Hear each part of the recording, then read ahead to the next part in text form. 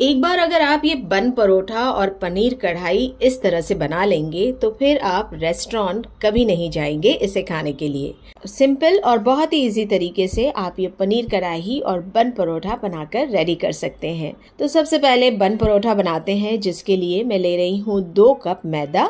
इसमें डालेंगे नमक और 1 बड़ा चम्मच दही डालते हैं। 1 बड़ा चम्मच तेल भी डालेंगे। दूध डालकर या फिर आप पानी डालकर इस आटे को अच्छी तरह से गूंद सकते हैं।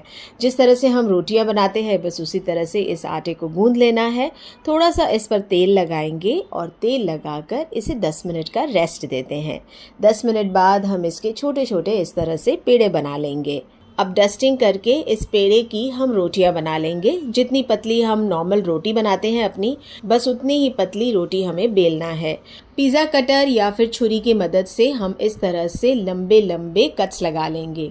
कट्स हम पास पास लगाएंगे ताकि बन परोठा के लच्छे एकदम बारीक बारीक बने। अब तेल या घी को इस रोटी पर स्प्रेड कर लेंगे। थोड़ा सा मैदा हम छिड़क लेते हैं और इस तरह से हमें इस रोटी को रोल कर लेना है अंदर की तरफ। ये रोल हो जाए फिर हमें हाथों से इसे इस तरह से खींच लेना है और अंदर की तरफ हम इसे इस तरह से रोल कर लेंगे। पीछे का हिस्सा हम अंदर की तरफ दबा लेते हैं। इस तरह से हम सारे बन परोठा बना लेंगे और इसे 10 मिनट का रेस्ट देते हैं। तब तक हम पनीर कढ़ाई की रेसिपी बना लेते हैं। इसके लिए मैंने 300 ग्राम पनीर लिए हुए हैं। पनीर को हम इस तरह से स्क्वायर पीसेस में काट लेंगे। इसके मैं थोड़े बड़े बड़े पीसेस कर रही हूँ। आप चाहे तो पनीर को अपने मन चाहे साइज या शेप में काट सकते हैं। तो पनीर काटकर हमने रेडी कर लिया है।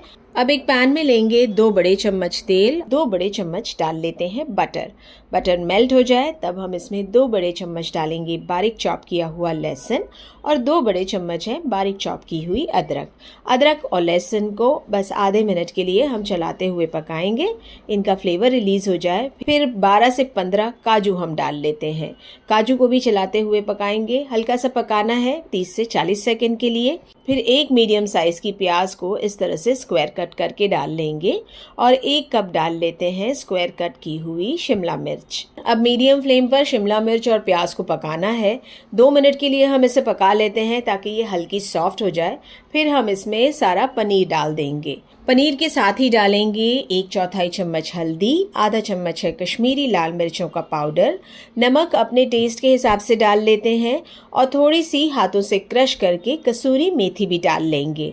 फ्लेम को अब हमें हाई करना है और हाई फ्लेम पर हल्के हाथों से पनीर को चलाते हुए सारी चीज़ों के साथ भून लेना है। इस तरह पनीर को भूनने से इसका बहुत ही बढ़िया फ्लेवर आ जाएगा। तो 1 से 1.5 मिनट के लिए मैंने हाई फ्लेम पर सारी चीज़ों को चलाते हुए मिक्स कर लिया है। अब फ्लेम को हमें बंद कर देना है। पनीर को हम इसी तरह से छोड़ेंगे।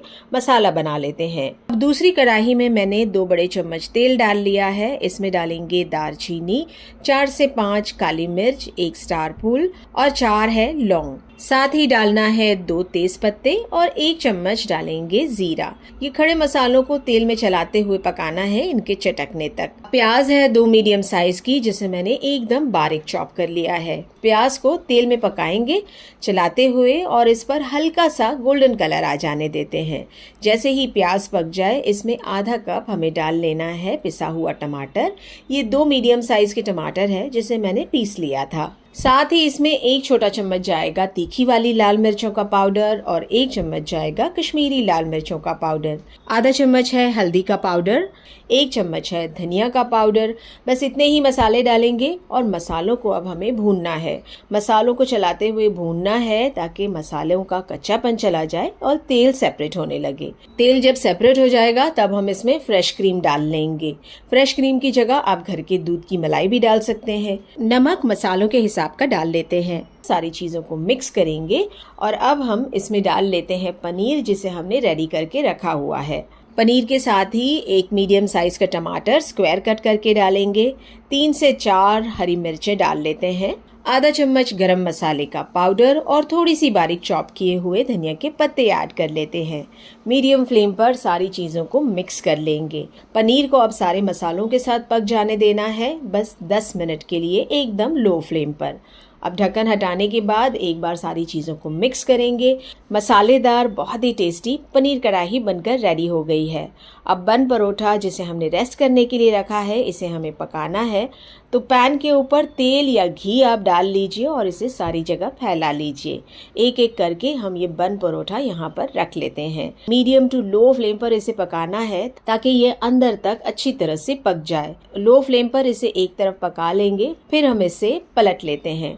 पलट कर इसे दूसरी तरफ से भी हम लो फ्लेम पर पका लेंगे। ऊपर से हम थोड़ा सा घी या तेल इस पर लगाते जाएंगे। अब फ्लेम को हम मीडियम कर लेंगे और मीडियम फ्लेम पर इसे दोनों तरफ से हमें इतना पकाना है कि इस पर अच्छा सा गोल्डन कलर आ जाए। दोनों तरफ जब अच्छा सा गोल्डन कलर आ जाए तब ये बन परोठा रेडी हो जाएगा सर्व करने के लिए। इसे प्लेट में रख लेंगे और मसालेदार चटपटी पनीर कढ़ाई जो हमने रेडी किया हुआ है ये यहाँ रख देते हैं। बन परोठा अंदर तक बहुत अच्छी तरह से पक चुका है, एकदम क्रिस्पी हो गया है। इसे इस मसालेदार चटपटी पनीर के साथ खाइए। इतनी टेस्टी ये रेसिपी बनती है कि आप इसका टेस्ट कई दिनों तक भूल नहीं पाएंगे।